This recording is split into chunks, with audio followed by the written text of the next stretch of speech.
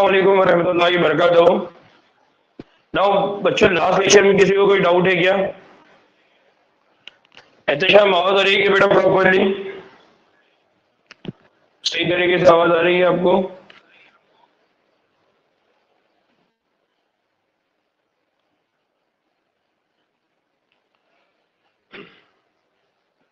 Now अभी तक हम लोगों ने क्या देखा? अभी तक हमने तीन फाइलम देखे। पहला फाइलम जो था वो पॉरीफेरा, दूसरा था सिलेंट्रेटा, तीसरा था पिनोफोरा। आज हम एक और चौथा फाइलम देख रहे हैं, और वो चौथा फाइलम कौन है? वो है प्लैटीहेलमिन्थिस। चौथा फाइलम कौन है? फाइलम प्लैटीहेलमिन्थिस। ना यहाँ पर जो लफ्ज है वो इंग्लिश का लफ्ज है प्लैटी, लेकिन इस प्लैटी का मीनिंग क्या होता है, या ये प्लैटी जो वर्ड आया है इसका मीनिंग क्या होता है? प्लैटी का मतलब होता है, प्लैटी का मतलब होता है चपटा। प्लैटी का मतलब क्या होता है? चपटा। क्यों चपटा? क्योंकि आगे चल के हम पढ़ेंगे कि ये जो जानवर होते हैं या ये जो एनिमल्स होते हैं, इनकी जो बॉडी होती है ऊपर और नीचे से क्या होती है? चपटी। इसलिए अगर आप देखे होंगे तो इस फाइलम के जितने भी मेंबर हैं उनके जिस्म की अगर बात करें तो कैसे होते हैं? चपटे। और चपटे होने की वजह से इनको बोला जाता है फ्लैट। क्या बोला जाता है? Flat warm. तो फ्लैट वॉर्म भी इनको बोला जाता है। तो याद रखना कि प्लैटीहेलमिन्थ का एक और नाम है, और वो नाम क्या है? Flat warm. ना बच्चों, एक बात बताइए मेरे को, आमतौर पे हम वॉर्म वर्ड यूज करते हैं, ये वॉर्म की हम बात करते हैं, और जब भी हम वॉर्म भी बोलते हैं तो मैंने अभी तक ये देखा है कि आमतौर पर हम, मेरे पास कोई भी छोटा जानवर हो, उर्दू में हम उसको कीड़ा बोलते हैं। क्या बोलते हैं उसको? कीड़ा। अगर आपको सिद्धोर मिल गया तो भी लोग उसको कीड़ा बोल देंगे। पतिंगा मिल गया उड़ने वाला, उसको भी कीड़ा बोल देंगे। ठीक है? तो ये जो वॉर्म है, ये वॉर्म एक्चुअली इंग्लिश का जो लफ्ज है वॉर्म, इसका मतलब होता है ऐसा जानवर जो, या आप उसको और अल्फाज, आसान अल्फाज में बोल सकते हैं, लंबूतरा। लंबूतरा या लंबा। जो भी जानवर लंबा होगा या लंबा होगा उसके लिए क्या लफ्ज इस्तेमाल किया था? वो। इस तरह से ये चपटा भी और लंबा भी, इसलिए लफ्ज यूज किया जा रहा है फ्लैट वॉर्म। तो प्लैटीहेलमिन्थिस को, ये प्लैटीहेलमिन्थिस में जितने भी मेंबर्स, जितने भी जानवर आते हैं, उनका जो जिस्म होता है वो चपटा होता है और लंबा होता है, इसलिए इसको क्या बोला जाता है एक अल्फाज में? Flat warm. दूसरा, ये जो जानवर होते हैं ये ज्यादातर अंदरूनी तूफेली होते हैं। इससे पहले भी मैंने तूफेली समझाया था। तूफेली को इंग्लिश में क्या बोलते हैं? पैरासाइट। क्या बोलते हैं? पैरासाइट। जो दूसरे जानवर के, जो दूसरे जानवर के जिस्म में जाके अपनी जिंदगी, पैरासाइट या उसी को बोला जाता है तूफेलिए। तूफेलिए में भी इससे पहले भी मैंने बताया था कि दो तरह के तूफेलिए होते हैं। एक होते हैं जिनको हम कहते हैं पैरासाइट। क्या?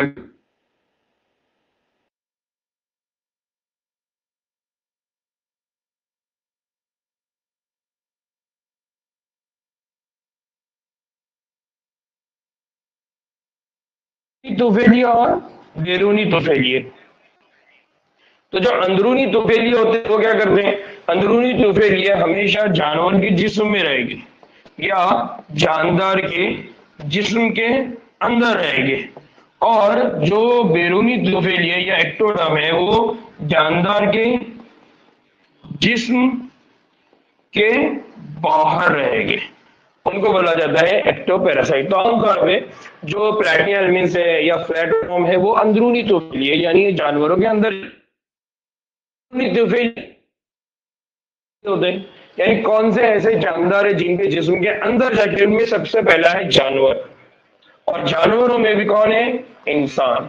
तो जानवरों, और जानवरों में भी किसके अंदर जाके रह सकते हैं? ये इंसान, मतलब दूसरे जानवर भी और साथ साथ इंसानों में भी। तो इस इंसानों में भी इनकी वजह से बहुत सारी बीमारियां होती है। कौन सी बीमारियां होती है उसको आगे हम, जब ह्यूमन हेल्थ एंड डिजीज, इंसानों में बीमारियां, इस सबक को पढ़ेंगे 12वीं के, तो वहां पर हम इनमें से दो एग्जाम्पल लेने वाले हैं। ठीक है? तो उसको हम वहां पर भी पढ़ेंगे। अब फ्लैट वॉर्म के मामले में अगर बात करते तो तनासुब की अगर बात करते तो ये कैसा होता है? बाइलेटरल। बाइलेटरल मतलब क्या होता है? अगर हम इनके जिस्म को कट करना चाहे तो सिर्फ एक ही लाइन के जरिए दो बराबर हिस्सों में तकसीम करते हैं। याद है? तो इनके पास जो होती है वो कौन सी होती है, बायलेटरल। फिर इसके बाद कौन सी कंडीशन होती है, ट्रिप्लोप्लास्टिक। ट्रिप्लोप्लास्टिक मतलब क्या होता है, जब इनका माँ के पेट में नशोनुमा होती है, उस नशोनुमा के दौरान इनके पास कितनी लेयर बनती है, कितनी तह बनती है, 3। मेसोडर्म एंडोडर्म, अंदरूनी तह, बैरूनी तह, दरमियानी तह। ठीक है, इस तरह से ये गैर सिलोमेट होते हैं, या इंग्लिश में इसके लिए जो लफ्ज इस्तेमाल किया है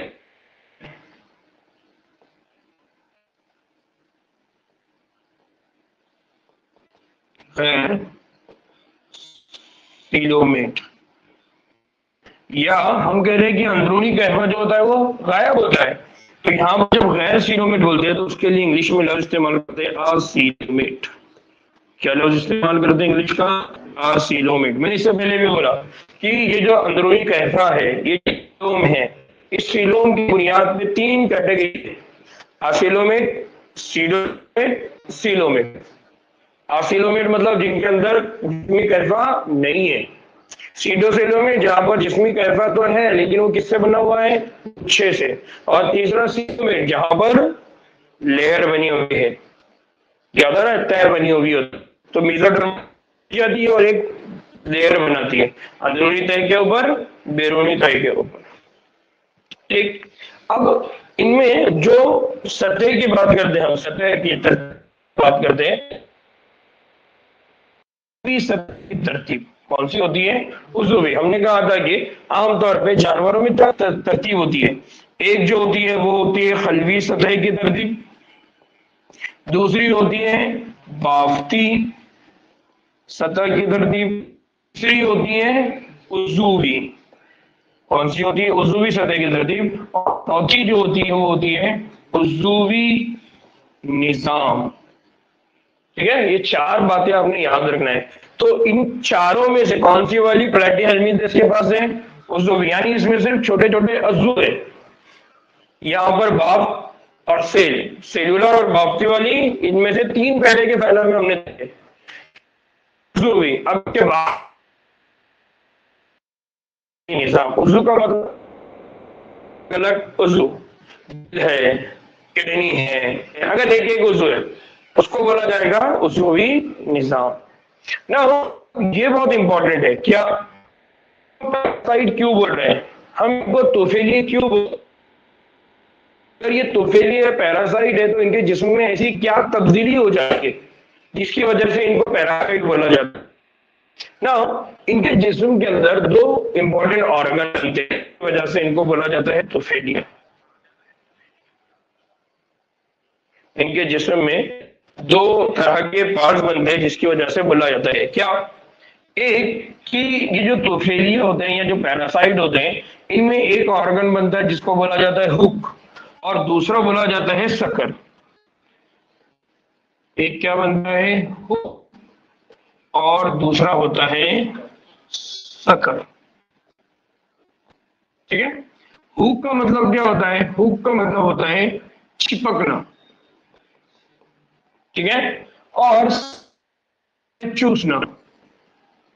क्या होता है, चूसना ना। हुक के जरिए वो क्या करेगा, जब वो किसी जानदार के जिस्म के अंदर चला गया तो अब क्या होगा, वो जानदार को जो जिस्म है उसको हमेशा बाहर निकालने की क्या करेगा, कोशिश करेगा।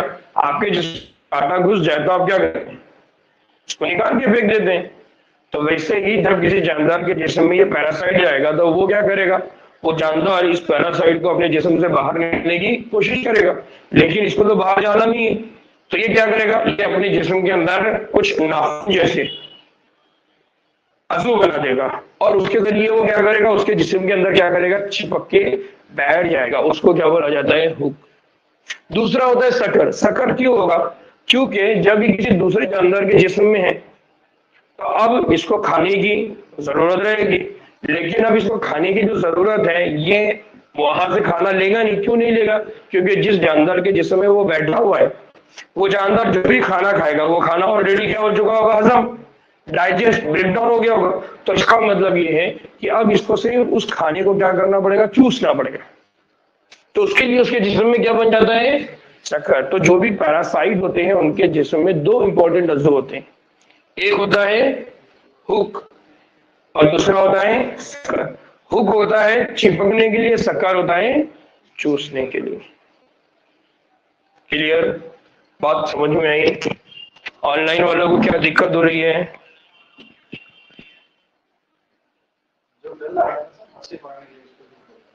हाँ, उसके लिए भी वर्ड यूज करते हैं हुक, मच्छी का पकड़ने के लिए या हमारे घर पे कपड़े लगाने के लिए, यानी किसी भी चीज को अटैच करने के लिए उसको हम क्या कहते हैं? हुक।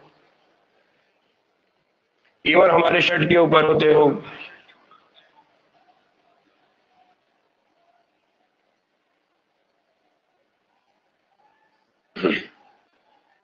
ठीक ना? और एक चीज और बार बार याद रखना है कि एग्जामिनेशन में अक्सर कुछ सवाल ऐसे बनते हैं कि पहला फाइलम कौन है। पहला फाइलम कौन है जिसके अंदर जो जिस्मी कहफा है वो नहीं होता, यानी क्या होता है? गैर सिलोमेट, आसिलोमेट। तो ये पहला फाइलम है जिसमें कंडीशन क्या होती है? आसिलोमेट, यानी कहफा नहीं होता। कहफा नहीं होता का मतलब क्या है? कहफा नहीं होता का मीनिंग क्या है? ये ट्रिप्लोब्लास्टिक है, यानी इसके जिस्म में 3 लेयर है। तो इसका मतलब है कि अगर 3 लेयर है तो मेसोडर्मल लेयर होगी। अगर मेसोडर्मल लेयर है तो मेसोडर्मल लेयर वहां पर मौजूद तो है लेकिन वो टूटी नहीं, ना वो गुच्छे में बनी ना वो तह में तब्दील हुई, इसलिए वहां पर मेसोडर्म तो है लेकिन वहां पर कहफा नहीं है। और हमने यही बात पढ़ा कि जिस्मानी कहफा बनाने का काम कौन करता है? Mesodermal layer. या तो वो गुच्छे की शक्ल में बनेगी या तो तह की शक्ल में लाइनिंग बनाएगी।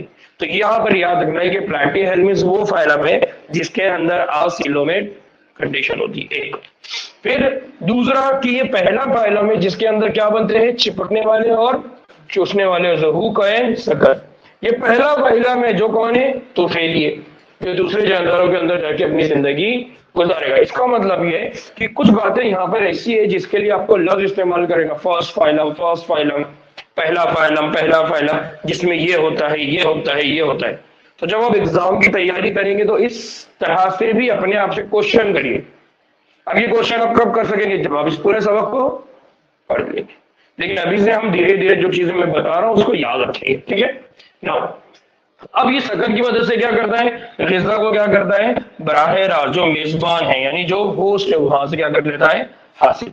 फिर इनके अंदर जो एक्सक्रीटरी सिस्टम है यानी जो इखराजी निज़ाम है वो इनके अंदर होता है। और इखराजी निज़ाम में यहाँ पर मखसूस खलिए काम करते हैं, स्पेशल सेल काम करते हैं। और स्पेशल सेल को बोला जाता है फ्लेम सेल। क्या बोला जाता है इनको? Flame cell. अब आप बोलेंगे कि यार फ्लेम का मतलब तो होता है आग।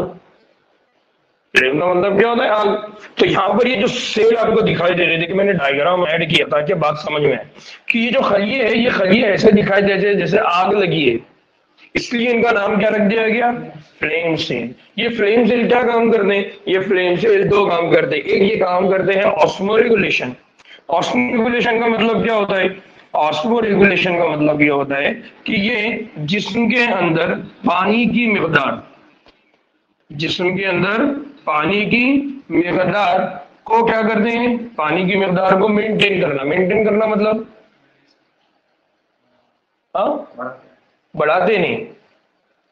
पानी की मिकदार को मेंटेन करने के लिए या बैलेंस करने के लिए हम आमतौर पर क्या लफ्ज इस्तेमाल करते हैं? उर्दू में एक जैसा रखते हैं यानी बराबर रखते हैं। तो याद रखना है कि ये पानी की मिकदार को बराबर रखने में क्या करेंगे? मदद करेंगे। इसी तरह से ये फुजले की निकासी का काम करेंगे। फुजले की निकासी का मतलब क्या होता है? यहाँ पर फुजले का मतलब है नाइट्रोजीनस वेस्ट। कौन से वाले खराजी मादे की बात हो रही है यहाँ पर? Nitrogenous waste. नाइट्रोजीनस वेस्ट का मतलब ये होता है कि जब कोई जानदार उसके जिस्म के अंदर मेटाबॉलिक साइकिल होती है, तहव्वुली अमल होते हैं, कैटाबॉलिज्म, एनाबॉलिज्म, कुछ मैक्रोमोलिक्यूल के बनने का अमल, कुछ मैक्रोमोलिक्यूल के का अमल होता है, तो उस अमल को हम कहते हैं तहव्वुली अमल। वो तहव्वुली अमल के दौरान क्या बनते हैं? वेस्ट बनते हैं। और उन वेस्ट को क्या बोला जाता है? Nitrogenous waste. ये नाइट्रोजीनस वेस्ट अगर किसी भी जानवर के जिस्म के अंदर अगर ज्यादा हो जाए तो उसकी वजह से उसकी क्या हो सकती है? मौत हो सकती है। जैसा यूरिन है, पेशाब है, अगर हमारे जिस्म में ज्यादा हो गया तो हमारी मौत हो सकती है। या हमारे जिस्म के अंदर कोई भी दूसरे प्रॉब्लम्स क्रिएट हो सकती है, कोई भी बीमारियां बन सकती है।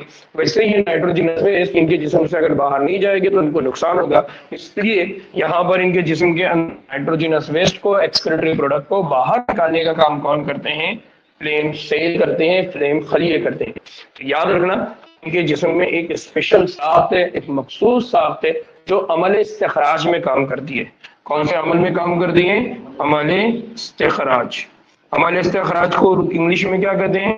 एक्सक्रीटरी। क्या कहते हैं उसको? Excretory system. याद रख।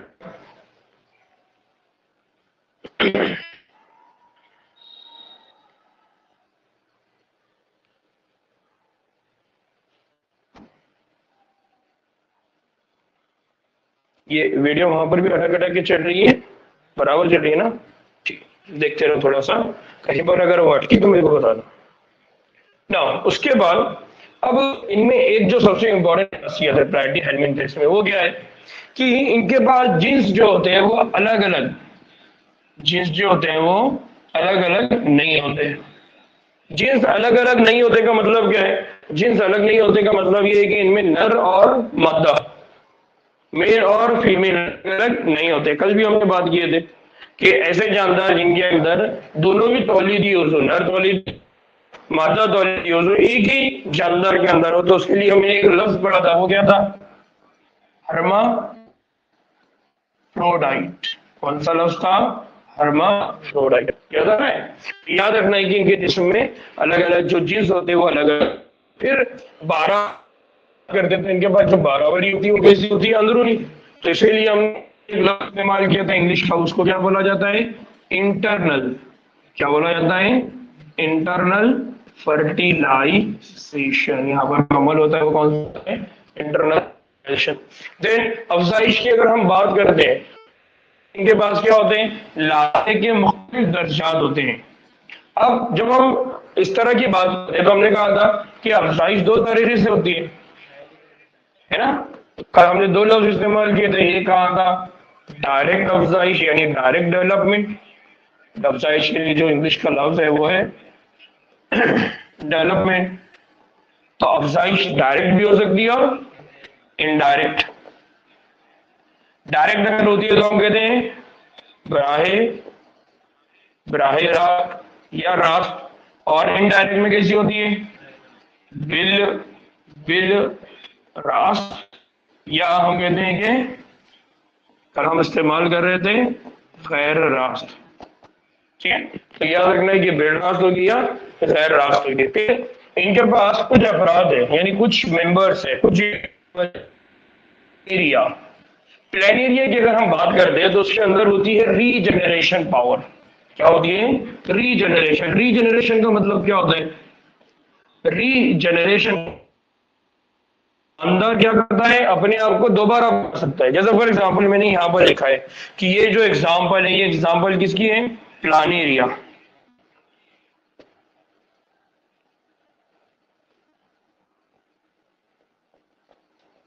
प्लानेरिया, ये प्लानेरिया है। अब इस प्लानेरिया को यहां से कट कर दो, तो ये टुकड़ा, ये टुकड़ा, ये टुकड़ा, अब ये टुकड़ा भी कंप्लीट जिस्म बना देगा, ये भी पूरा जिस्म बना,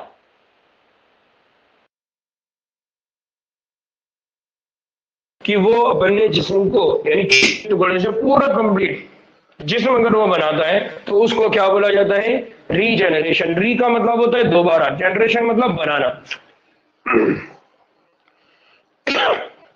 तो ये जानदार क्या करते हैं? अपने पूरे जिस्म को दोबारा बना देंगे, इसलिए इसको बोला जाता है रीजनरेशन पावर। नाउ इनकी मिसालें क्या है? एक मिसाल है जिसको बोला जाता है टीनिया। क्या बोला जाता है? टीनिया। और उसी को उर्दू में इंग्लिश में कहते हैं टैपवॉर्म। क्या कहते हैं? टैपवॉर्म। दूसरा है फेस्यूला। कौन है? फेस्यूला। फेस्यूला को बोला जाता है लीवर फ्लूक। क्या बोला जाता है? लीवर फ्लूक, यानी ऐसा जानदार जो जिस लीवर के अंदर रहता है। तो जब ये लीवर के अंदर है मतलब जानदार के जिस्म में, और जानदार के जिस्म में भी कहां पर है? जिगर, लीवर के अंदर होता है। तो इस तरह से ये जानदार होते हैं। ये जो शक्ल है, ये शक्ल है टीनिया सोलियम यानी टैपवॉर्म, और ये जो शक्ल है, ये शक्ल किसकी है? ये शक्ल है लीवर फ्लूक। ठीक है। अब इनमें एक और बात है जो याद रखना, एनसीईआरटी ने यहाँ पर मेंशन नहीं किया। अगर ये स्ट्रक्चर अगर देख रहे हैं तो ये स्ट्रक्चर इनका क्या है, ये स्ट्रक्चर इनका माउथ है। तो इनके पास जो माउथ होता है वो सिंगल टाइप ऑफ माउथ होता है, या हम बोलेंगे सिंगल ओपनिंग होती है। जब सिंगल ओपनिंग होती है तो हम इसको कहते हैं इनकम्प्लीट डाइजेस्टिव सिस्टम। इनके पास कौन सा डाइजेस्टिव सिस्टम होता है, इनकम्प्लीट डाइजेस्टिव सिस्टम, यानी इनके पास जो निजाम हाजमा होता है वो मुकम्मल नहीं होता, तो ना मुकम्मल निजाम हाजमा। और अगर आपको याद होगा तो हमने इनकम्प्लीट कंप्लीट की डेफिनेशन पढ़े थे। कंप्लीट में हमने कहा कि दो ओपनिंग रहेगी, दो सुराख रहेंगे, एक से ग़िज़ा अंदर आएगी, एक से ग़िज़ा यानी जो अनडाइजेस्टेड है वो बाहर जाएगा, समझे। तो उसको हम कहते हैं कंप्लीट। और जो नामुकम्मल होती है, इनकम्प्लीट होती है, वहां पर क्या होता है, सिर्फ एक सुराख होता है, उसी सुराख से खाना जाएगा, उसी सुराख से बाहर आएगा। याद आ रहा है। तो इनके अंदर याद रखना कि जो डाइजेस्टिव सिस्टम होता है वो कैसा होता है, इनकम्प्लीट डाइजेस्टिव सिस्टम। तो ये दो एग्जाम्पल हमने याद रखना है। कल सिलेंट्रेटा में 2 दिन पहले हमने पढ़ा था हाइपोस्टोम, सिंगल ओपनिंग। वैसे ही यहाँ पर भी याद रखने की क्या होती है, सिंगल ओपनिंग, एक ही ओपनिंग होती है। ठीक,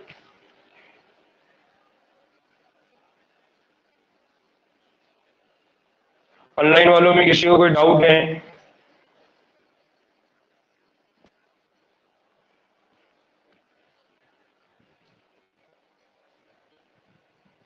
डेवलपमेंट इनडायरेक्ट होगा। क्यों इनडायरेक्ट होगा, क्योंकि इनके पास लार्वल स्टेजेस है। लार्वल स्टेज का मतलब क्या होता है, मैंने इससे पहले भी बोला कि लार्वल स्टेज का मतलब ये होता है कि कुछ अज़ू जो होते हैं वो अब्सेंट होते हैं, वो नहीं होते। कुछ अज़ू, कुछ पार्ट वो नहीं होते, और वो पार्ट जब वो उनके पास बनते हैं तब हम उस कंडीशन को क्या कहते हैं, बलूगत, अडल्ट वाली कंडीशन। तो इनके पास लार्वल स्टेज होती है, इसलिए जो डेवलपमेंट होता है वो कैसा होता है, इनडायरेक्ट, गैर रास्त रास्त। और हस्सान को बात समझ में आ रही है, आयशा को समझ में आया?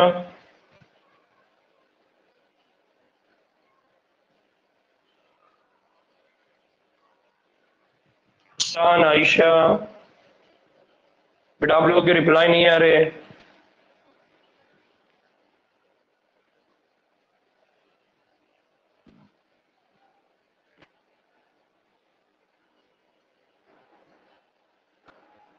नहीं, ये फ्री लिविंग नहीं है, ये पैरासिटिक होते हैं। फ्री लिविंग में ये नहीं होते। इनका नॉर्मली जो लाइफ होती है वो ज्यादातर किसी दूसरे जानवर के जिस्म के अंदर होती है।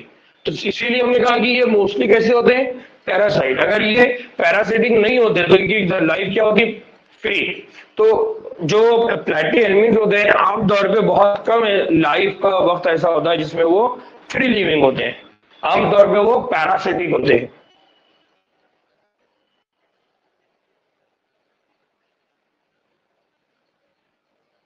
और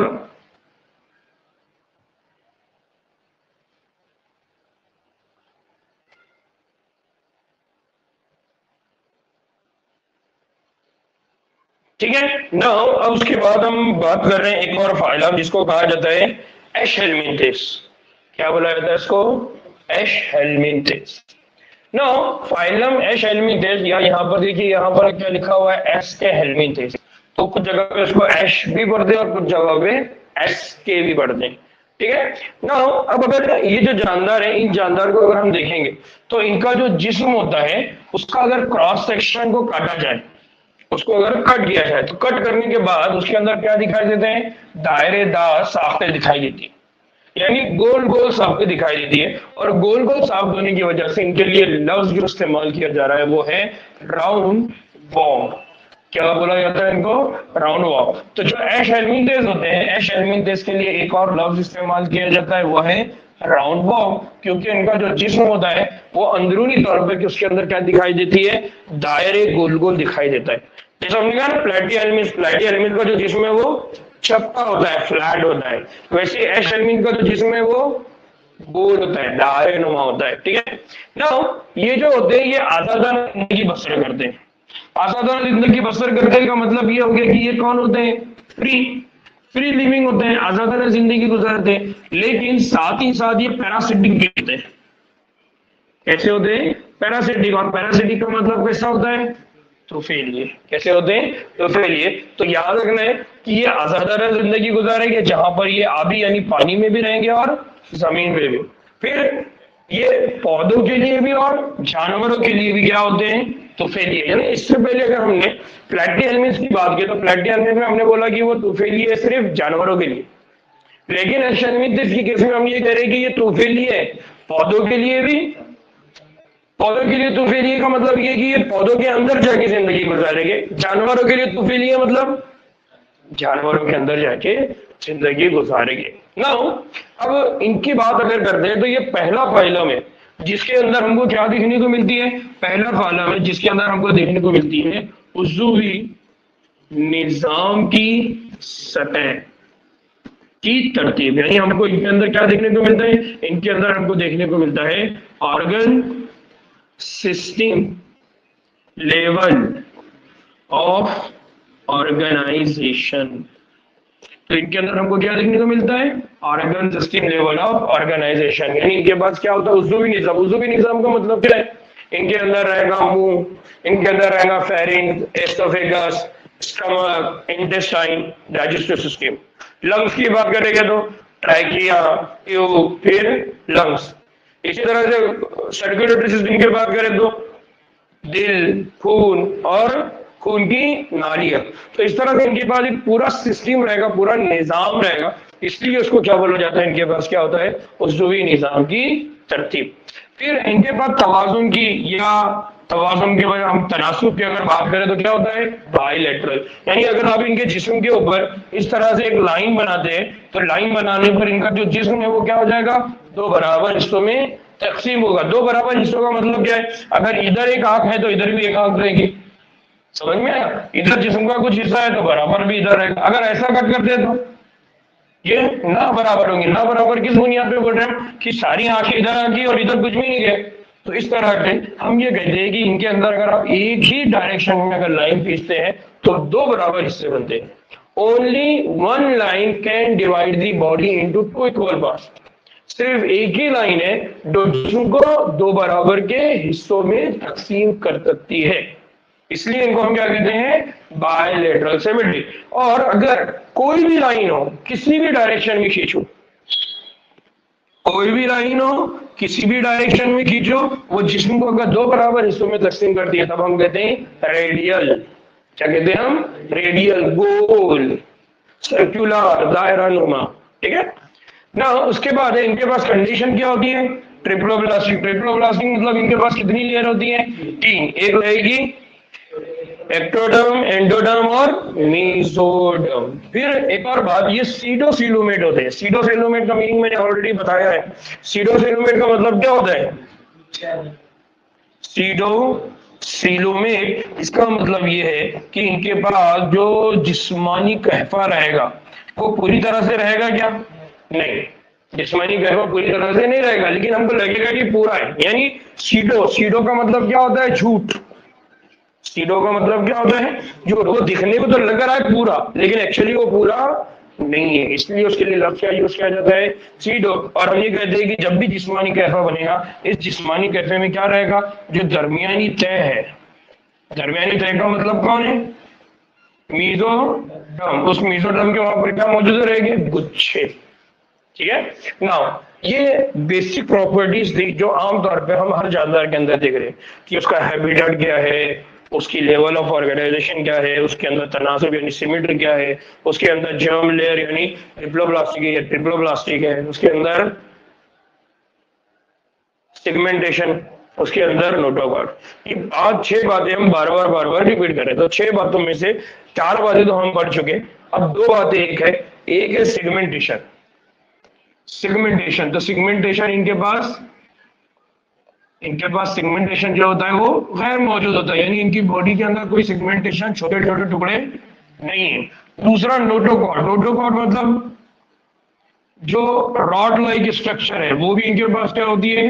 गैर मौजूद, यानी इनके पास नोटोकॉर्ड नहीं होती। और नोटोकॉर्ड नहीं होने की वजह से हम इनको क्या कहते हैं? Non chordate. क्या कहते हैं हम इनको? नॉन कॉर्डेट, या हम इनको कहते हैं गैर कॉर्डेट, या इसको कहा जाता है गैर फकरिये या फिक्रिये जानदार। ठीक है, हम आगे चल के इसको और अच्छे से पढ़ेंगे, बट यहाँ पर ये बात याद रखना है। अब इनके जिस्म के अंदर एक जो सबसे इम्पोर्टेंट खुसूसियत है वो क्या है कि इनके पास जो होती है हाजमे की जो नाली होती है वो मुकम्मल होती है।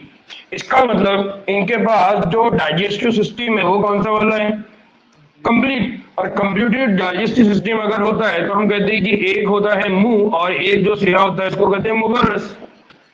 एक हिस्सा वो होगा जिसको हम कहते हैं माउथ और दूसरा होता है एनस, खाना यहाँ से दाखिल होगा और यहाँ से बाहर निकलेगा। फिर इनके पास दूसरी जो सबसे इंपॉर्टेंट चीज होती है वो होती है मस्कुलर फेरिंक्स। उर्दू में मसल्स को बोला जाता है लहम, गोश्त। तो इनके पास क्या होती है, लहमी फेरिंग्स होती है, यानी मस्कुलर फेरिंग्स। ना जब भी हम मस्कुलर वर्ड बोलते हैं तो इसका मतलब क्या होता है, नहीं हमने पढ़े थे ना मस्कुलर टिश्यू, ऐसे मसल जिसके अंदर क्या होता है कॉन्ट्रैक्शन एंड रिलैक्सेशन। क्या होता है, कॉन्ट्रैक्शन एंड रिलैक्सेशन। खिंचाव होता है, तनाव होता है, फिर वो रिलैक्स हो जाती है। तो उस मसल्स को क्या कहा जाता है, मस्कुलर। तो इसका मतलब ये है कि जब ये कोई भी खाना अपने जिस्म में लेके जाते हैं, मुंह में लेके जाते हैं, तो उसको जिस्म में आगे ले जाने का काम कौन करेगा, मस्कुलर फेरिंजिस। क्यों, क्योंकि वो कॉन्ट्रैक्शन। जैसे आप खाना खाते हैं तो आपने मुंह में जैसे खाना रखा और जैसे उसको निगल लिया तो उसके बाद उसको आगे ले जाने की जिम्मेदारी आपकी है क्या, नहीं, कौन ले जाता है, ये जो आपकी एसोफेगस है, फेरिंग्स है, एसोफेगस है, मैदा है, आंत है, क्योंकि उसके अंदर कंटिन्यूअसली क्या होता रहता है, कॉन्ट्रैक्शन एंड रिलैक्सेशन। तो यहाँ याद रखना है कि यहाँ पर मस्कुलर फेरिंग्स होती है। ठीक है, फिर दूसरा, तो ये हो गया उनके हाजमे के मामले में बात। दूसरा है इनके अंदर होने वाला अमल इस्तिखराज। तो अमल इस्तिखराज की अगर हम बात करते हैं तो यहाँ पर एक इखराजी ट्यूब होती है, यह एक खारिजी ट्यूब होती है। खारिजी ट्यूब मतलब जो जिस्म के अंदर से वेस्ट को बाहर ले जाने में मदद करेगी। तो इनके पास एक खारिजी ट्यूब होती है और उसमें उसके साथ मौजूद होते हैं खारिजी सुराख। उसके साथ क्या मौजूद होते हैं, खारिजी सुराख। जैसे प्लेटिहेलमिन्थ में हमने बोला कि अमल इस्तिखराज के लिए क्या होते हैं, फ्लेम से। अभी हमने थोड़ी देर पहले बोला कि क्या मौजूद होते हैं, फ्लेम से या फ्लेम खलिए। वैसे ही इनके पास क्या मौजूद है, इनके पास एक है उसको बोला जाता है खारिजी ट्यूब या इखराजी ट्यूब, और दूसरा होता है खारिजी सुराख या इखराजी सुराख। आमतौर पर इन दोनों के लिए हम लफ्ज क्या इस्तेमाल करते हैं कि इनके पास जो एक्सक्रीटरी सिस्टम है, या जिसको हम उर्दू में क्या कह रहे हैं, हम कह रहे हैं कि हमारे इस्तिखराज या इस्तिखराजी निजाम। तो इस अमल के लिए इनके पास क्या होता है, इस अमल के लिए इनके पास होती है जिसको हम कहते हैं एक्सक्रीटरी ट्यूब। क्या कहते हैं उसको, एक्सक्रीटरी ट्यूब। और इसी को उर्दू में हम क्या कह रहे हैं, इसी को हम कह रहे हैं उर्दू में खारिजी ट्यूब। क्या कह रहे हैं उसको उर्दू में, खारिजी ट्यूब। दूसरा है जिसको हम कह रहे हैं एक्सक्रीटरी पोर। क्या कहते हैं उसको, एक्सक्रीटरी पोर, या उसी को हम कह रहे हैं खारिजी सुराख। क्या कहते हैं उसको, खारिजी सुराख। तो जैसा हमारा जिस्म है, हमारे जिस्म के अंदर क्या है, किडनी, गुर्दा, जो क्या करेगा, जो भी वेस्ट मटेरियल है, कौन सा वेस्ट है, नाइट्रोजिनस वेस्ट, उसको जिस्म में क्या करेगा बाहर, ताकि हमारे जिस्म में वो नाइट्रोजिनस वेस्ट जमा ना हो। अगर वो जमा हो गया तो जहर फैल जाएगा, जहर फैल गया तो हमारी मौत हो सकती है। इसी तरह से इनके जिस्म में भी नाइट्रोजिनस वेस्ट जमा ना हो, यानी फजला जो है वो जमा ना हो, तो इस फजले के खराज में यानी अमल इस्तिखराज में कौन कौन मदद कर रहा है, खारिजी ट्यूब या खारिजी सुराख, जिसको क्या बोला जा रहा है, एक्सक्रीटरी पोर, एक्सक्रीटरी, याद रहेगा। नाउ अब तीसरी बात, अगर जिन्स की बात करते हैं, सेक्सेस की बात करते हैं, तो इनके पास अलग अलग होता है। इसका मतलब ये जानदार जो होते हैं ये डायोशियस होते हैं। कैसे होते हैं, डायोशियस। अब जब ये डायोशियस होते हैं, इनका जिस्म के अंदर दो साख्तें अलग अलग होती है। तो आमतौर पे इनके मामले में एक बड़ी बात याद रखना है, क्या कि जो एशेल्मिन्थ होते हैं, एशेल्मिन्थ दिखाते हैं सेक्सुअल डायमॉर्फिज्म। क्या दिखा देते हैं, सेक्सुअल डायमॉर्फिज्म, यानी जिनसी दो साख्ते। मैंने अपने तौर पे इसको ट्रांसलेट कर दिया हूं, जिनसी दो साख्ते। मॉर्फोलॉजी का मतलब क्या होता है, मॉर्फोलॉजी का मतलब होता है बैरूनी साख्त, मॉर्फोलॉजी का मतलब क्या होता है? वेरोनिसा। ना अभी क्या होता है कि आमतौर पे अगर हमको किसी को लड़का है या लड़की है बोलने में क्या लगता है? अगर उसके बड़े बड़े बाल है तो हम बोलेंगे लड़की है, छोटे छोटे बाल है तो लड़का है। किसी की आवाज बहुत फटी हुई है, मोटी है, तो हम बोलेंगे लड़का है। किसी की आवाज बहुत सुरीली है, हमको लगता है लड़की है। ना आमतौर पे जब हम किसी को बाहर से देखते हैं तो हम बोलते हैं कि ये लड़का है या लड़की है, यानी नर है क्या मादा है, मेल है या फीमेल है। वैसे ही एशेल्विक के केस में आप उसको बाहर से देखकर बोल सकते हैं कि इन दोनों में से नर कौन है और मादा कौन है। ठीक है, तो आमतौर पर यह होता है कि जो नर और मादा है उनको अलग अलग अजसाम में से अलग अलग जिस्म होते हैं। अक्सर जो मादा होती है वो नर के मुकाबले में लंबी होती है। तो अगर आप जिस भी इन एशेल्विक में से जिसको भी देखेंगे कि उसकी हाइट बहुत ज्यादा है, वो बहुत लंबा है, तो आप बोलेंगे कि वो कौन है? मादा। और जिसकी हाइट छोटी है उसको आप क्या बोलेंगे? नर। एक और खुसूसियत है जो यहाँ पर नहीं दी गई है, वो क्या है कि जो मादा रहेगी, मादा का जो टेल है, जो दुम है, वो सीधी सीधी रहेगी, स्ट्रेट रहेगी। ऐसी रहेगी, सीधी रहेगी या स्ट्रेट रहेगी। जबकि नर की दुम की अगर हम बात कर दें तो नर की दुम में क्या देखने को मिलेगा? टेढ़। क्या देखने को मिलेगा हमको? टेढ़ देखने को मिलेगा। या उसके अंदर कौन सी शक्ल रहेगी? राउंड, वो गोल रहेगी। और थोड़ा अगर गौर से देखेंगे तो इसके पास ये गोल भी होती है और यहाँ पर कुछ साख्ते हैं जो इस तरह दिखाई दे रही है। तो अगर ये साख्ते मौजूद है तो इसका मतलब ये कौन है? नर। तो आमतौर पे जब हम यहाँ पर बात कर रहे हैं कि इनके अंदर जिन्स जो होते हैं वो अलग अलग होते हैं, डायोशियस कंडीशन होती है। एक इंडिविजुअल रहेगा मेल, एक इंडिविजुअल रहेगा फीमेल, एक रहेगा नर, दूसरा रहेगा मादा, एक रहेगा औरत, एक रहेगा मर्द। तो ये फर्क किस बेसिस पर है? उनके दिखने की बेसिस पर, दिखने की बुनियाद पे। जिसकी हाइट ज्यादा वो मादा, जिसकी हाइट कम वो नर। याद रहेगा, इस तरह से याद रखना है। फिर अगर इनके पास अमल बारावरी की बात करते हैं तो इनके पास अमल बारावरी अंदर होती है। यानी जब नर मादा के जिस्म में क्या करेगा? अपनी स्पर्म रिलीज करेगा। तो स्पर्म का और ओवम का, बैजे का जो इख्तिलात है, जो मिलाप है, वो क्या होने वाला जिस्म के, इसलिए उसको बोला जाएगा अंदरूनी फर्टिलाइजेशन। अब ये बहुत इंपॉर्टेंट है कि इनका जो डेवलपमेंट होता है वो बराह रास्त होता है। बराह रास्त का मतलब क्या है? डायरेक्ट अफजाइश जो होगी वो डायरेक्ट। अभी थोड़ी देर पहले भी मैंने बोला कि जो अफजाइश होती है, अफजाइश के अंदर दो तरीके होते हैं। एक अफजाइश का तरीका होता है डायरेक्ट और दूसरा होता है इनडायरेक्ट। इनडायरेक्ट जब होता है तो इनडायरेक्ट में क्या होती है? इनडायरेक्ट के अंदर स्टेज होती है जिसको हम कहते हैं लार्वा। लेकिन जो डायरेक्ट होती है उसमें कोई लार्वा नहीं होता। यानी जो नौजायद है, जो नौजायद बच्चे हैं वो बालिग की शक्ल से क्या होते हैं? मिलते जुलते। इसलिए इंसान का बच्चा और इंसान का बड़ा, वो दोनों में साख्ते एक जैसी होती है। लेकिन अगर आप तितली की बात करेंगे तो तितली का जो नौजायद होता है वो अल्ली होता है, और जो अडल्ट होता है उसके पास क्या होते हैं? पर होते हैं, पैर होते हैं। ठीक ना, अफजाइश इनके पास गैर रास्त भी हो सकती है। यानी इनके पास दोनों तरह की अफजाइश है, डायरेक्ट भी है। ठीक है ना। अब इनकी मिसालें याद रखिए, और बहुत इंपॉर्टेंट मिसालें हैं इनकी। पहली मिसाल जो है इनकी वो है एस्कैरिस। कौन सी है? एस्कैरिस, उसको बोला जाता है राउंड वॉर्म। दूसरी मिसाल है वुचरेरिया। क्या है? Wuchereria, that is filarial worms. तीसरा है इनसाइलोस्टोमा हुकवॉर्म। कौन है? इनसाइलोस्टोमा हुकवॉर्म। तो मैं यहाँ पर ये बता दिया, मैं यहाँ लिख कर दे रहा हूँ, उसको लिखिए। पहली कौन होती है? एस्कैरिस। एस्कैरिस का मतलब कौन है? Round warm. एस्कैरिस का मतलब कौन है?